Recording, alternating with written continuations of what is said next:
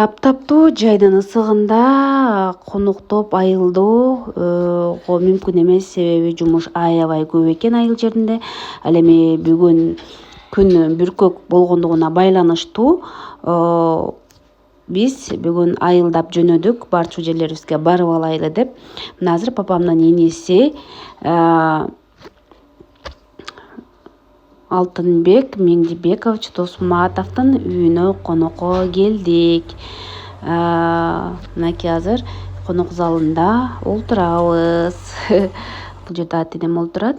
Жеңемдин короосуна толтура тиккен гүлдөрү үйүнө көрк берип, өзүнчө эле аллея болуп калыптыр.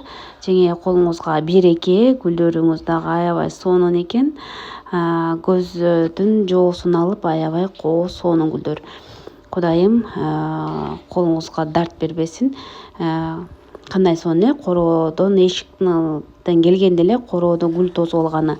Ал эми учурда жай күзгө жакындап калгандыктан азыр мынакей жеңебиздин огороду да гүлдөп, баардыгы мөмө байлап, мөмөлөрү берип турган кез экен. Түшүмүңүздөргө дагы береке.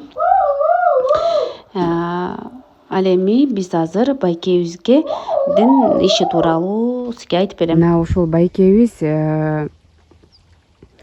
өзүнүн үйүнүн тагыраагы өзүнө бөлүнгөн жер үлүштү жарымын мынакей мечитке бөлүп берди. Ошол жерге мечит салынды.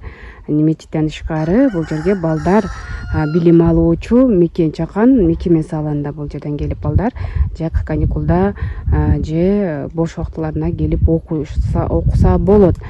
Караңыздарчы, баягы Кудай сизди колдосун, ишиңизге берекесин берсин. Эми бул мечит ак жолтойлуу динге кызмат кылган эң сонун мечиттерден болсун. Караңыздарчы, аябай коо жай. Айтып сөз менен бүтүрө албайм, ушунчалык толкунданып турам. Сонун. Баса бул жайга келип, сиздер дагы ары өткөн, бери өткөн сайын келип намаз окуп турсаңыздар болот. Баса бул аймак боюнча, мынакей бул жерде аймак боюнча эч жерде мечит жок. Көпчүлүгү мечиттен алыс болгондуктан бул жерге мечиттин салынуусу аябай жакшы чоң иш болгон экен. Аны үчүн мынакей ошо мечитке өзүнүн үлүшчөрүн бөлүп берген байкебизге чоң рахмат. Бул жерден даарат ала турган жайы да бар экен. Азыр суусун чыгарып көрөлү. Бисмилля. Машаллах. Суу чыгарчу жайы да бар экен. Мына мечит өзү.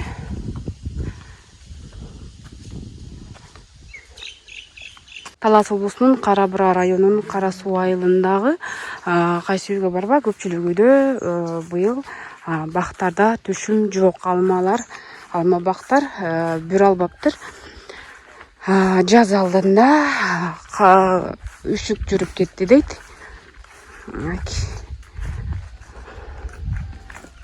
Менин ата-энем үйүндө да жок. Кандай сонун короңдо бак болгон. Ана мындай керебет болгон. Керебетке көлөкөгө жатып алып китеп окусаң сонундай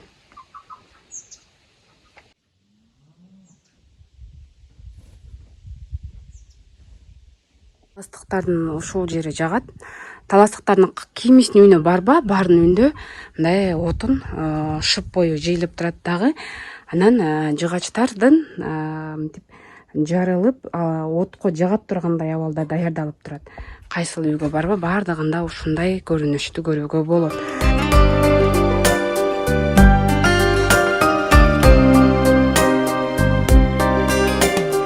Чыныгы жүздөр менен, чыры жок сөздөр менен, жаркырап күлүп турган, жайнаган көздөр менен, жолуксак кандай жакшы. Жолуккан кандай жакшы, жолуккан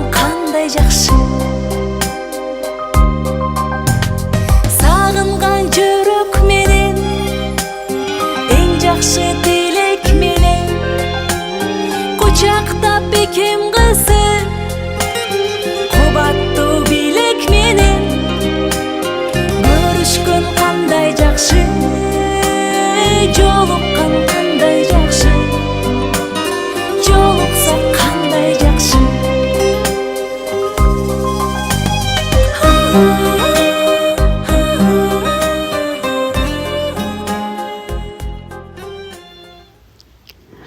Алтынбек байкемдин үйүнөн чыккан соң биз эми Мирлан байкебиздин үйүнө конокко жөнөп калдык. Баардыгыбыз биргеликте 2 үй бүлө.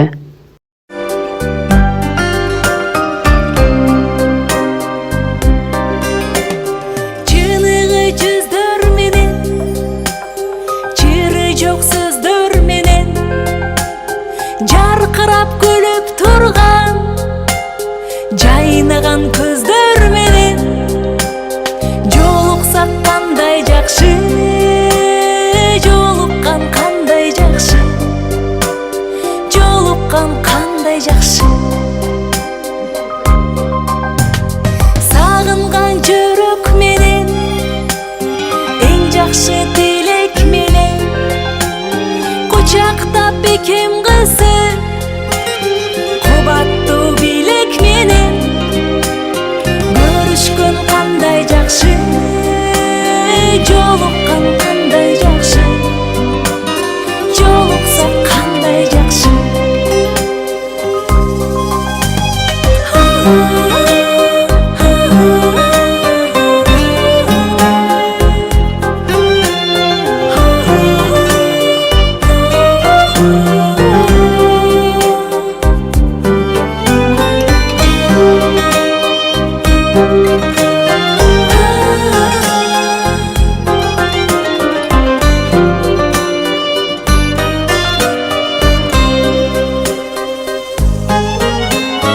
амандык болсун деши бөксөлөр толсун деши байырлап башыбызга бак дөлөт консун деши бар болсок кандай жакшы бар болгон кандай жакшы бар болсок кандай жакшы өйдөдө өбөк болуп ылдыйда жөлөк болуп Alayım. Anam ikinciden o nevre ceğinden aman olsun. Şu nevre ceğinden benim biz aman olayım. Şurada daima çarşılıkta taşırgan da yol şuraya da. 동지기 폰 고난 들어요. 뭐 샷가나 taptı. Ana oyu. Көптөн бери көрүш элек бир туугандын кыздары бүгүн жолугуп сүйлөшүп маек куруп бир дасторкон үстүндө чай ичип отурдук.